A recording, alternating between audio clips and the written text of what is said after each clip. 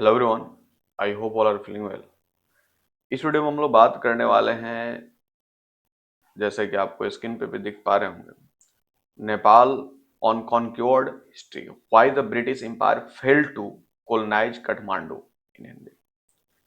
नेपाल जो है, आखिर जो ब्रिटिश जो है इसको क्यों नहीं कैप्चर कर पाए, क्यों नहीं इस पे जो है शासन कर पाए, इसके बारे में हम लोग यहाँ पे देखेंगे। नेपाल का इतिहास वीरता और रणनीतिक कौशल की एक अनूठी मिसाल है, जैसा कि हम सभी को मालूम है। और अभी भी देखिए तो अभी भी यहाँ पे काफी बढ़िया जो है कामें हो रही है। जहां दुनिया के एक बड़े हिस्से पर जो है ब्रिटिश साम्राज्य का सूरज कभी नहीं डूबता था, वहीं नेपाल की पहाड़ियों में उनकी विस्तारवादी की नीति को कड़े प्रतिरोध का सामना करना पड़ा। ये मुख्य कारण दिए गए हैं जिनके चलते ब्रिटिश साम्राज्य कभी काठमांडू पर जो है कब्जा नहीं कर सका, यानी कि नेपाल की राजधानी। सबसे पहला जो है एंग्लो नेपाल युद्ध 1814 से 1816 में गोरखाओं का साहस था। ब्रिटिश ईस्ट इंडिया कंपनी और नेपाल के बीच हुए इस युद्ध में अंग्रेजों को यह आश्वास कर दिया गया था कि गोरखा सैनिक से लड़ना आसान नहीं है। गोरखाओं की खुखरी और उनके छापामार युद्ध के कौशल ने आधुनिक हथियारों से लैस ब्रिटिश सेना को भारी नुकसान पहुंचाया था।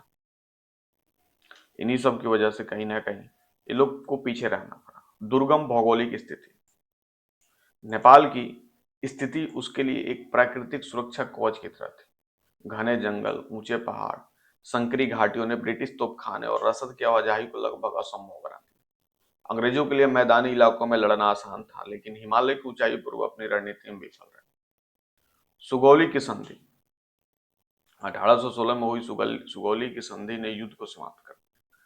हालांकि नेपाल को अपना एक तिहाई हिस्सा जैसे कुमाऊं, गढ़वाल और सिक्किम अंग्रेजों को देना पड़ा, लेकिन उसने अपनी आंतरिक स्वायत्तता और संप्रभुता को बचाए रखा।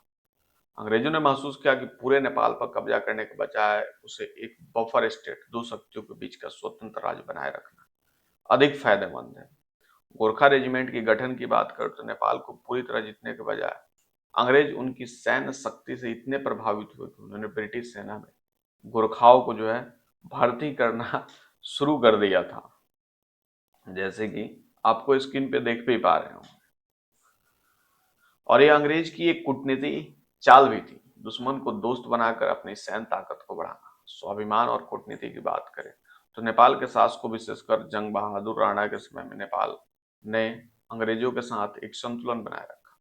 उन्होंने अंग्रेजों की मदद भी की, जैसे 1857 के विद्रोह के दौरान, जिसने अंग्रेजों को नेपाल पर सीधा आक्रमण करने का कोई बहाना नहीं मिला। नेपाल की आजादी के पीछे सिर्फ युद्ध ही नहीं, बल्कि उनकी भू राजनीतिक स्थिति है, अदम्य सैन्य शक्ति, चतुर कूटनीति का हाथ था। यही कारण है कि नेपाल उन गिने चुने देशों में से एक है जो कभी भी किसी विदेशी शक्ति का अधीन नहीं था।